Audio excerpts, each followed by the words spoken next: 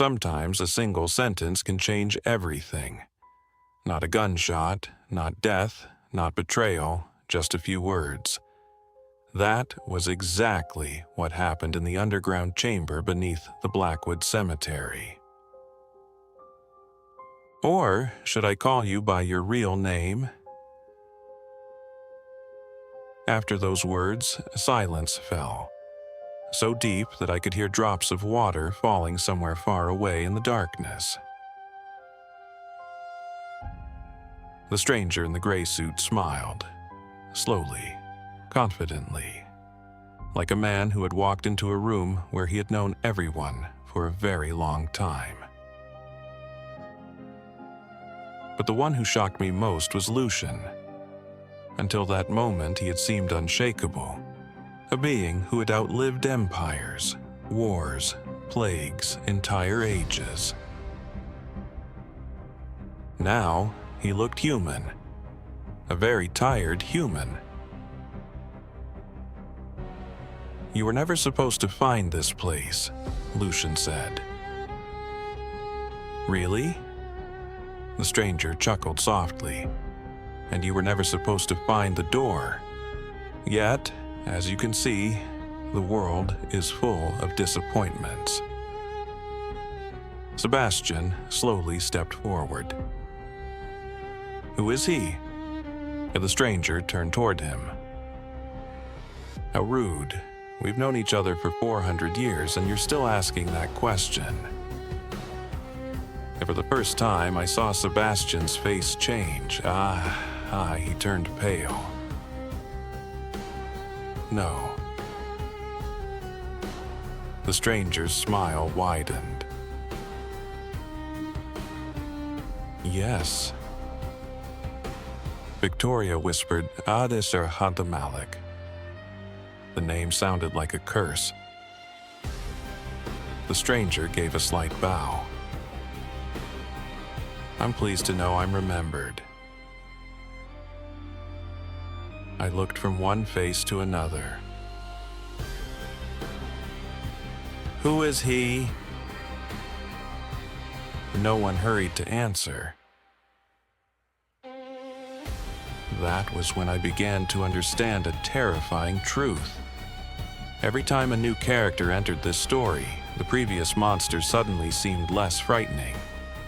First, there had been Victoria, then Sebastian, then Lucian, now Malik. And each new arrival made the last one seem almost harmless. Malik walked over to the sarcophagus. He placed his hand upon the black book. "I've been searching for it for a very long time." Lucian stepped forward. "Don't touch it." Malik looked at him, and the smile vanished. For the first time. "You still think you have the right to give me orders?" And the air itself seemed to tremble. The shadows on the wall stretched. The stone chamber suddenly felt cramped, far too cramped. "After everything that happened," Malik continued, "after what you did, I noticed something strange." Lucian didn't argue. He didn't deny it. He didn't protest. He remained silent. And that was worse than any confession. "What did he do?" I asked. Malik looked at me with curiosity, as though he'd only just remembered I existed. "Ah, yes, Harlow's descendant." He slowly circled around me. "Interesting, very interesting. He smelled of rain, old books, and something else. Something impossibly familiar, as if that scent belonged to a place I had never seen. "You resemble Edward," Malik said, "but your eyes are different." He stopped. Edward was smarter. "Leave him alone," Victoria said coldly. Malik smirked. "You always protect them. First Edward, now this boy." Victoria stiffened. And suddenly I realized something important. He had known my ancestor, personally. "You knew Edward Harlow?" "Of course," Malik replied. "We were friends." He paused. "Until he tried to kill me." Silence. A very long silence. "What?" Malik laughed, this time sincerely. "You see, that's why history is so amusing. Everyone tells only the part of the truth they happen to like."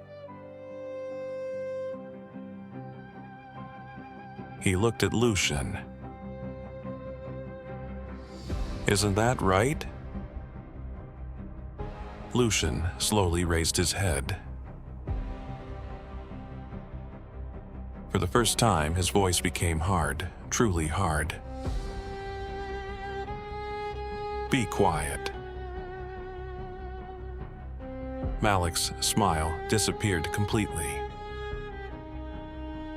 "No." At that moment, every candle in the chamber went out, all at once. Only the faint silver light radiating from the symbols on my chest remained. And then, something impossible happened.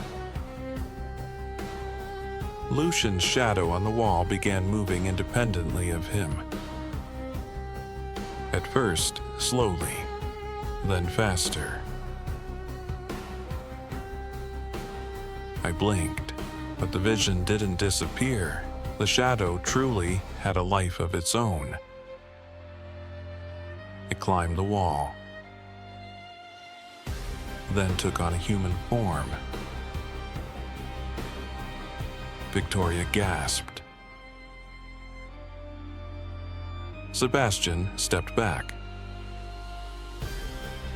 But Malik watched the scene without the slightest surprise, as though he had expected exactly this. A voice emerged from the shadow. A voice I knew far too well. Enough. Everything inside me tightened, because I had heard that voice before. In dreams, in visions, beyond the door. The witness. The shadow completely detached itself from the wall. Now it stood beside Lucian, tall, dark, impossible. But for the first time, its outline became clearer. And I saw its face. Almost human. Almost. The only real difference lay in the eyes. They were completely black. No whites, no pupils. As though the night itself lived inside them. And the witness looked at Lucian, then spoke words that sent ice through my veins. "You have hidden behind that name for far too long." Then he turned to me. "And you have hidden the truth from him for far too long." I couldn't move, couldn't speak, couldn't even breathe. Because I already knew I was about to hear something terrible, something capable of turning everything upside down. The witness pointed at Lucian and said, "His name is not Lucian." Silence. Absolute silence. His first name was Elian. Lucian's silver eyes closed, as though he had been waiting for this moment for a very long time, as though he had feared it, and at the same time grown weary of running from it. The witness continued. "He did not search for the door." My heart stopped. He opened it. A deathly silence settled over the underground chamber. No one spoke, because everyone understood the consequences of those words. Every immortal, every chapter of history, every tragedy of the past millennia. Perhaps had begun with him. And Lucian, or Elian, had never been trying to stop the catastrophe. He had been trying to undo his own mistake. And somewhere far beyond the chamber, beyond the city, beyond the world, something on the other side of the door finally awoke. There are secrets a person keeps for years. There are secrets preserved for generations. And then there are those hidden for millennia. Not because someone wishes to conceal the truth, but because the truth itself is too heavy, too dangerous, too destructive. After the witness spoke, no one said a word. Even Malik was silent, even him. Lucian stood motionless, his head lowered, as though he had suddenly aged 1,000 years. And perhaps he had. At last, he raised his gaze. His silver eyes met mine. Yes. A single word. But it was enough. It's true. Something inside me broke. Because part of my soul had already known the answer. Known it long before the confession. "You opened the door," Victoria whispered. She looked as though she had just heard her own death sentence. Lucian slowly nodded. "Yes." "Why?" The question escaped both Sebastian's lips and mine at the same time. Lucian did not answer immediately. Then he walked to the sarcophagus. He ran his hand across the ancient stone. Because I loved. Silence. Even the witness did not move.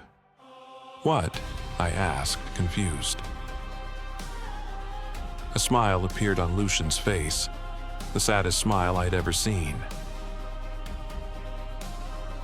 Everything always begins the same way. Empires, wars, catastrophes, legends. He looked into the distance, through the walls, through time. People like to believe that great tragedies begin because of greed, or power, or hatred. He shook his head. Usually they begin because of love. The chamber became unnaturally quiet. "When did this happen?" I asked. Lucian looked at me. 3,000 years before the birth of Christ. A chill ran down my spine. Even now, the human mind refused to accept numbers like that. Back then, my name was Elian. His voice remained calm. There was no Rome, no Greece at the height of its glory. None of the nations you study in your history books existed. He smiled faintly. Most of the peoples of that age have long since been forgotten. And suddenly I realized something terrifying. He truly remembered all of it, not as history, as memory. "I lived in a city in the desert," Elian continued. "A beautiful city, rich, prosperous, happy." His gaze darkened. And there was a woman there. Of course. For some reason, I'd known it before he spoke the words. Always a woman, always love, always loss. Her name was Ariel. The name sounded almost sacred. As though even after thousands of years it still held power over him. She was mortal. Lucian closed his eyes. And I was a young fool. Malik chuckled softly, but said nothing. Ariel became ill. Lucian's voice was barely audible. In those days, people died from things that can be cured in a matter of days now. He looked at his hands. I was a scholar, a seeker of knowledge. I traveled, studied ancient ruins, collected forbidden texts. Bitterness crept into his voice. I believed any knowledge could be used for good. He fell silent. Then continued. That was when I found the door. Cold wind seemed to pass through the chamber. The witness watched without intervening. It already existed, Lucian said, for a very long time. Even then, no one knew who had created it. He looked at me. But I was certain the answers lay beyond it. And were they? I asked. This time, the witness answered. Yes. His voice sounded like the echo of a distant storm. But not the answers he was seeking. Lucian lowered his head. I wanted to defeat death. Silence. For her. Victoria closed her eyes. Sebastian looked away. Because they already knew how the story ended. But I did not. What happened then? Lucian looked directly at me. There was so much pain in his eyes that it became difficult to breathe. I opened the door, and the light in the chamber began to dim. Only for a few seconds. He smiled bitterly. Sometimes a few seconds are enough to destroy the world. And then something strange happened. The witness raised his head, as though listening to something distant. Very distant. His black eyes suddenly widened. For the first time. For the first time since I had seen him. The witness looked troubled. Genuinely troubled. Truly afraid. And that was more frightening than anything else. "No," he said. Everyone turned toward him. "What is it?" Malik asked. The witness did not answer at once. He stared beyond the world itself,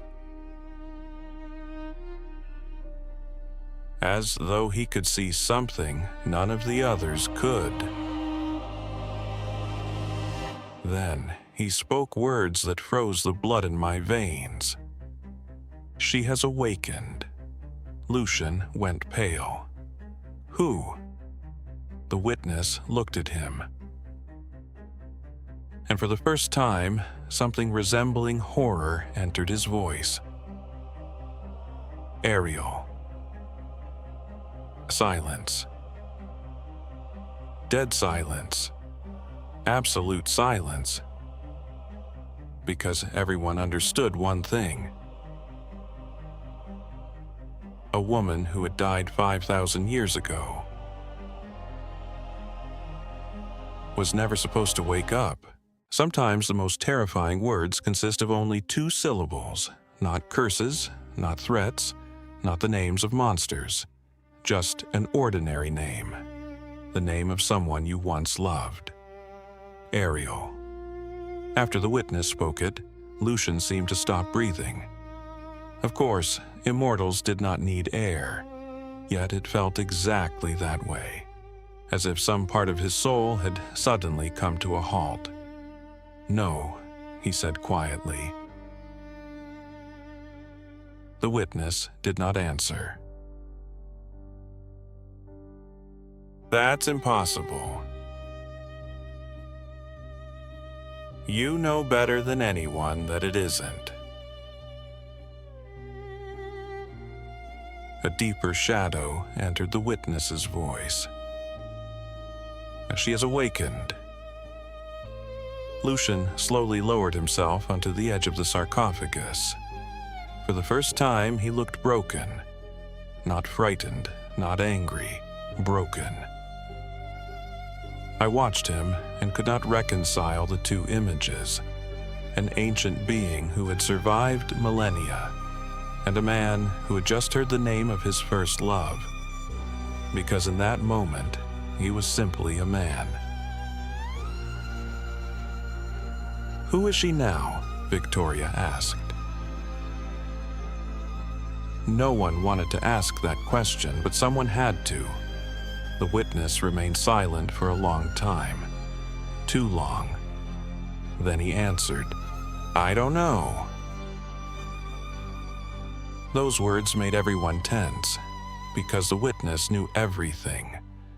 Or at least it seemed that he did. If even he could not understand something, then something truly terrible was happening. "Explain," Malik said. The witness turned toward him.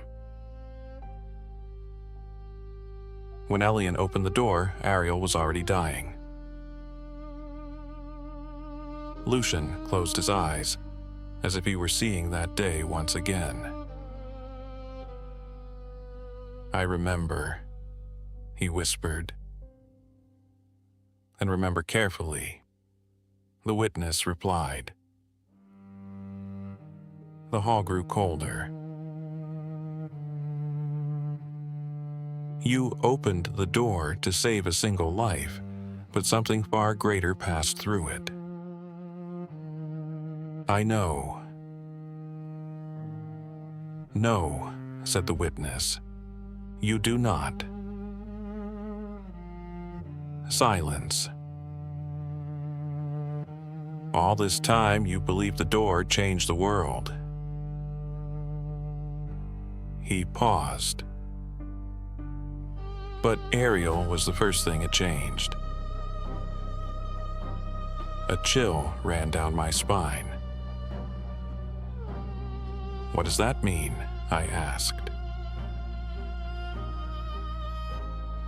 The witness looked at me. "When the door opened, she died." Lucian lowered his head. "Yes, but she did not die completely." Silence. "But a part of her departed." The witness lifted his gaze, and a part of her remained beyond the door. Everything inside me turned cold. How is that possible? That is exactly what we have never understood. For the first time, uncertainty entered his voice. Even now. Somewhere deep within the underground complex, a sound echoed. Very distant, as though someone had slowly dragged a fingernail across stone. Everyone turned their heads at once. The sound came again. Scrape. Soft, persistent. Scrape. Pause. Scrape. Pause. As if someone were climbing an endless staircase. Very slowly, very patiently. I felt a strange pressure in my chest. The symbols beneath my skin began glowing again, stronger than before, much stronger. And with the light came visions. Suddenly, without warning, I saw a desert. Vast, lifeless. I saw an ancient city. White walls, towers, temples. I saw a young Lucian. No, Elian. He was running, desperately, through streets, through crowds, through weeping people. And he carried someone in his arms. A woman. Ariel. Even through the vision, I recognized her immediately. She was beautiful, but death had already touched her face.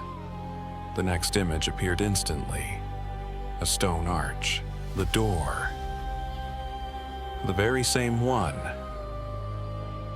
Far larger than I had imagined. So immense that it vanished into darkness. And beyond it, light. Not darkness, not monsters, not an abyss. Light.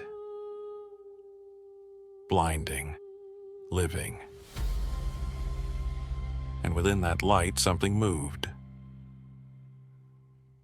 Millions of shadows, millions of voices, millions of memories. I did not understand what I was seeing,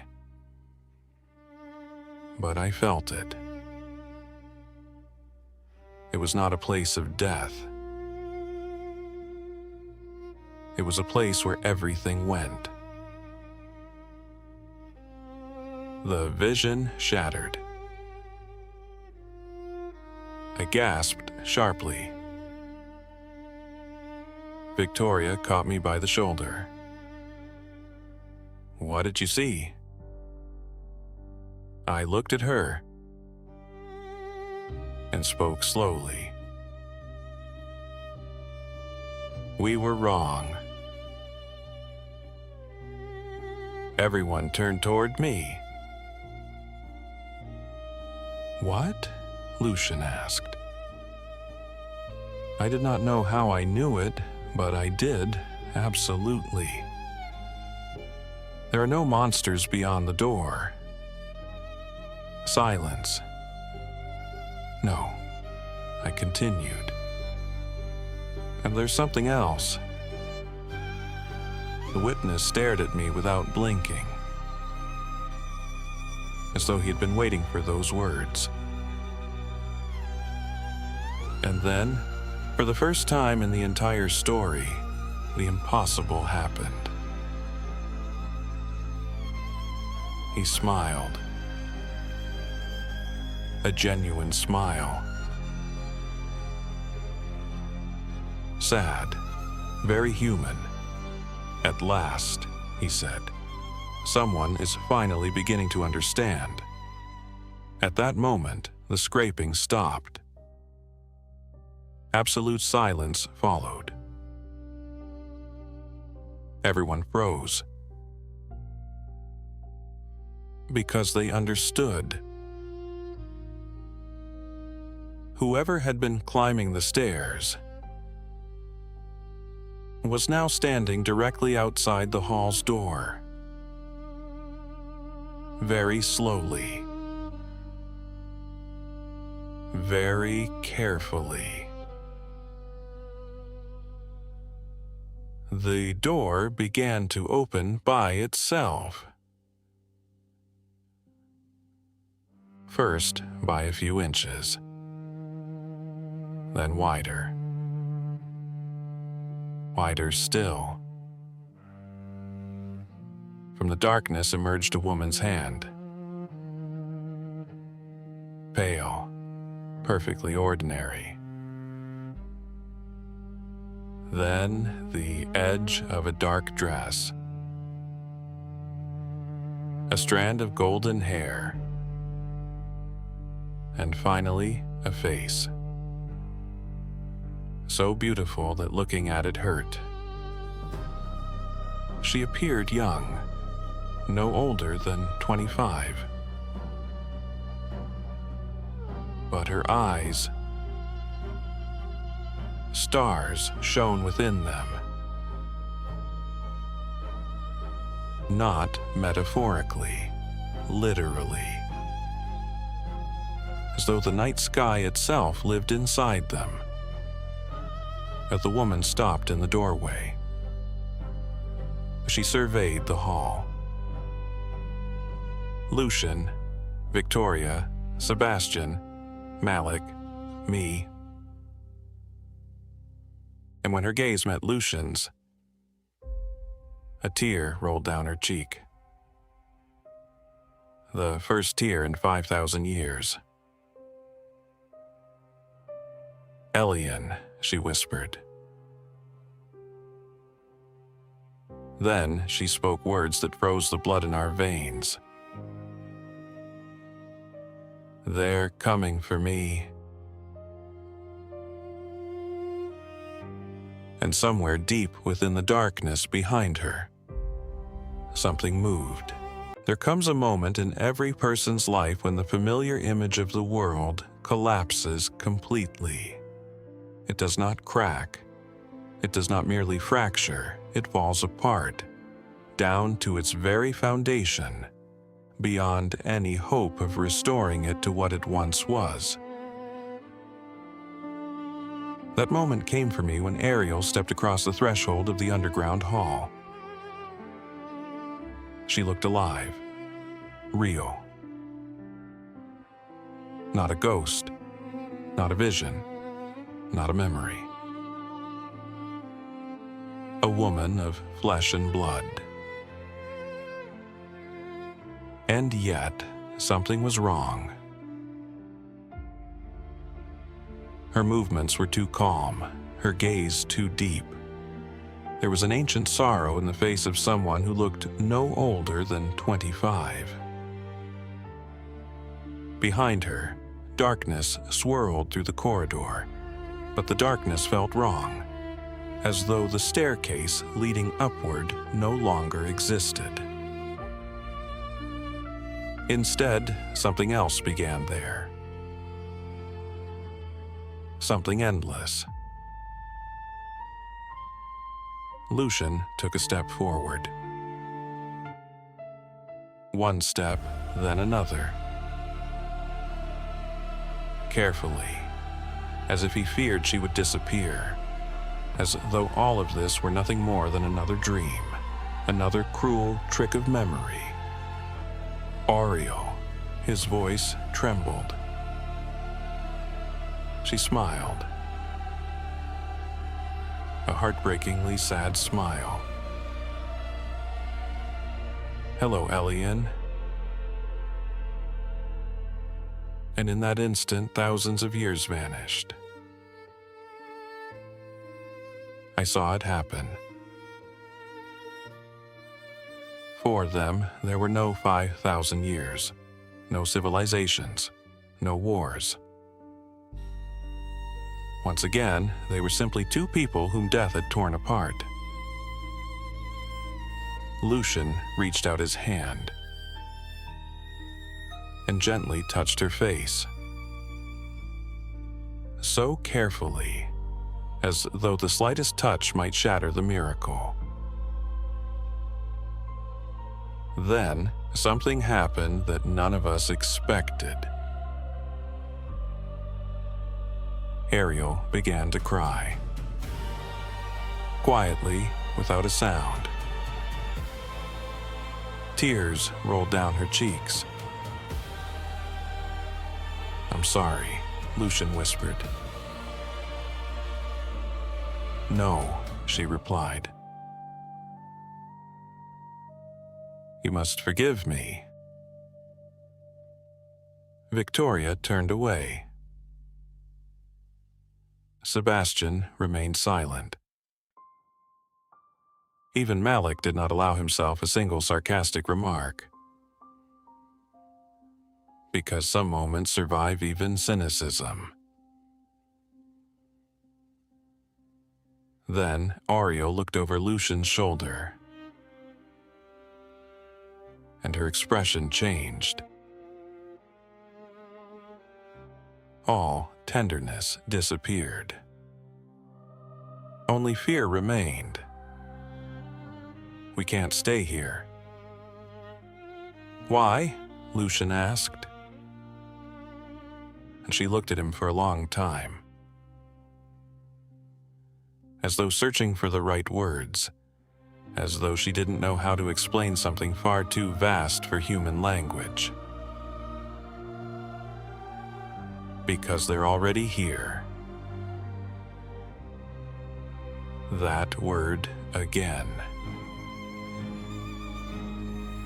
They. "Who are they?" I asked.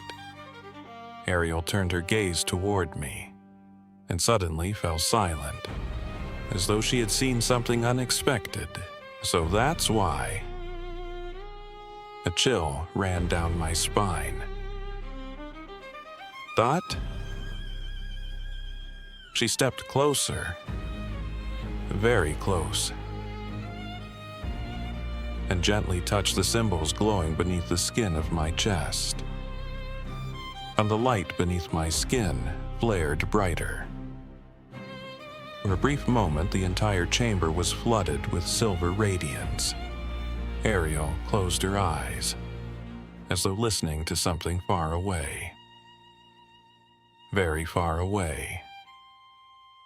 When she opened them again, they reflected no stars.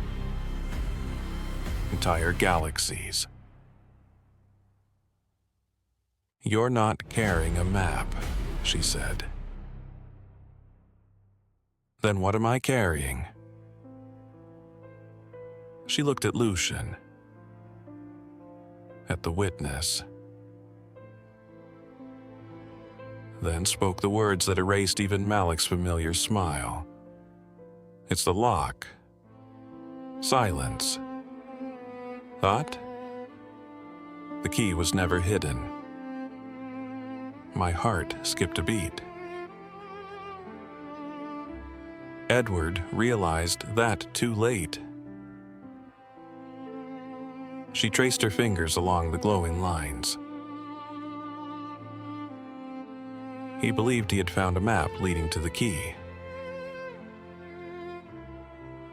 Ariel slowly shook her head. But it was the lock itself. Everything inside me turned cold. So that means... It means the door cannot be opened without you. The world seemed to sway. All this time I had believed I was merely an ordinary man caught in the wrong place. A descendant, a witness, a guide. But never part of the mechanism itself. Now everything had changed. I was part of the door. At that moment, the witness spoke.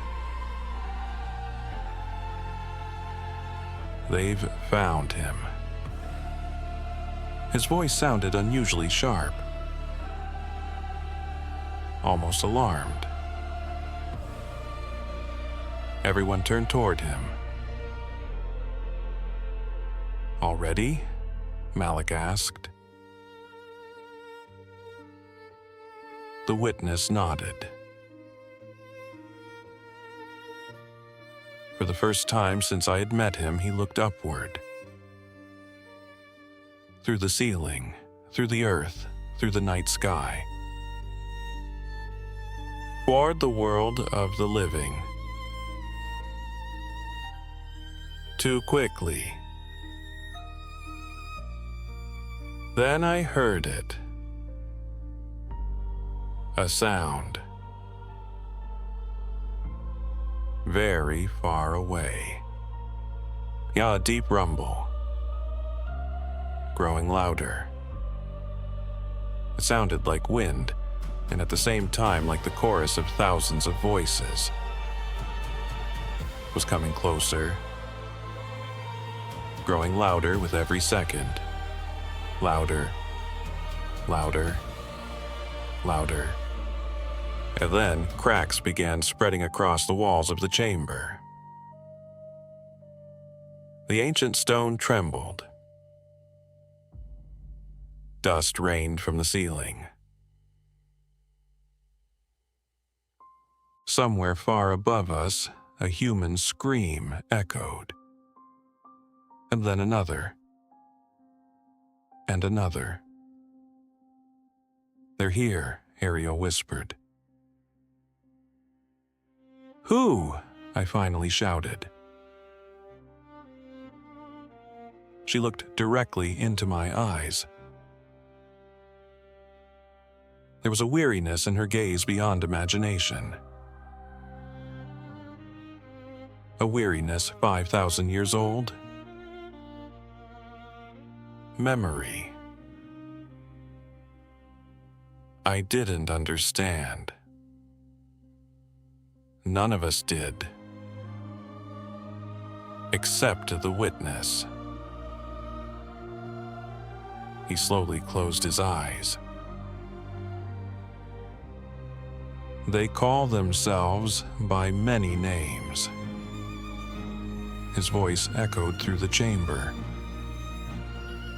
Shadows, echoes, keepers, the lost. He paused. But their true name has long been forgotten.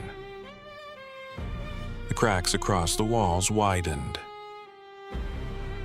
Light began pouring through them. A strange light, white, alive. "What are they?" Lucian asked. For the first time, I heard fear in his voice. Not for himself, For Ariel, for all of us. The witness opened his eyes, black as the night itself, and answered. Everything humanity has ever lost. Silence. Absolute silence. Every forgotten name, every dream that died, every life that was never lived, every soul that no one remembers anymore. A wave of cold swept through the chamber.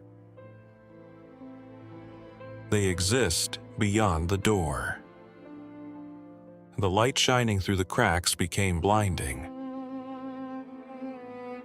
And now, the boundary between the worlds is breaking once again. At that very moment, one of the walls finally gave way. With a deafening roar, it split apart. Beyond it, there was no underground cavern. No earth. No stone. Only an endless sea of radiant light. Millions of shadows moved within that brilliance. Millions of voices whispered as one. And every one of them was looking at us. Every last one. Ariel turned pale and whispered, "They've never come this close before." Then, among the countless shadows, one figure emerged. Enormous. So vast that its size defied comprehension. Slowly, it raised its head and looked directly at me. At the man carrying the lock beneath his skin. At the man who could either close the door forever or open it completely. And for the first time in all of history, the witness spoke the one word that even he feared. The Creator. Names have power. Some names can open doors. Some can start wars. Some can survive for millennia. But there are names that should never be spoken. Not because they are cursed, but because the human mind was never meant to comprehend the beings to whom they belong. The Creator. After that word, even the light beyond the shattered wall seemed to change. It became deeper, brighter, more dangerous. Though the immense figure beyond the radiance remained motionless. Yet its very stillness inspired terror, as though it had no need to move, as though the distance between worlds meant nothing to it. I looked at it and realized something strange. The creature did not appear evil, did not appear cruel. And that made it even more frightening. A hurricane can be understood. A predator can be understood. A war can be understood. But how do you understand an ocean? How do you understand the stars? How do you understand eternity? No. Lucian spoke quietly. His voice trembled. That isn't him. The witness slowly turned his head. Are you certain? Lucian stared at the figure without looking away. Yes. Silence. Because I have already seen the Creator. Those words froze everyone in place. even Ariel. "What?" I whispered.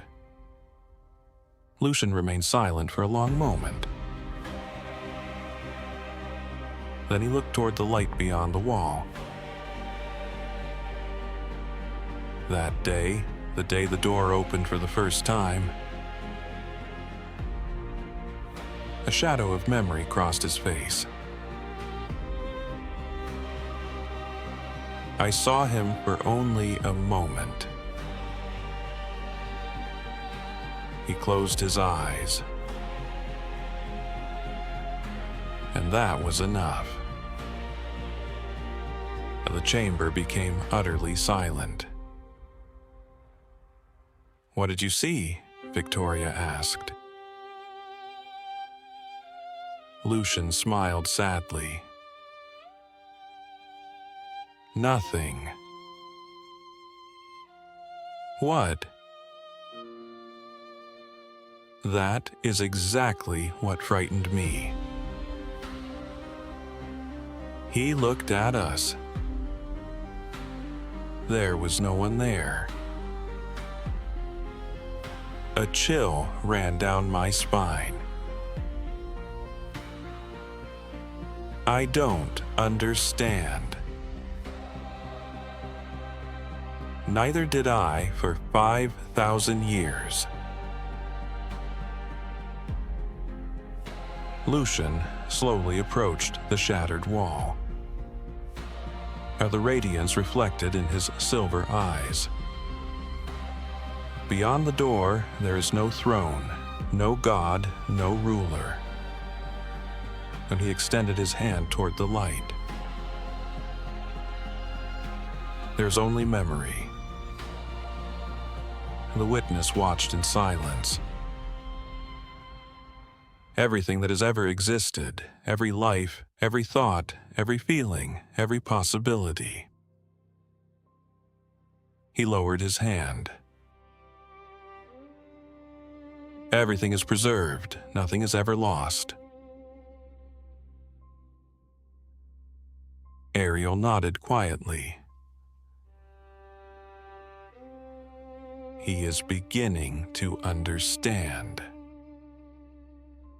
I felt the map beneath my skin flare again. And this time the pain was different. Not physical. It felt as though someone was carefully opening a door inside my mind. And suddenly I saw. Not with my eyes, with something else.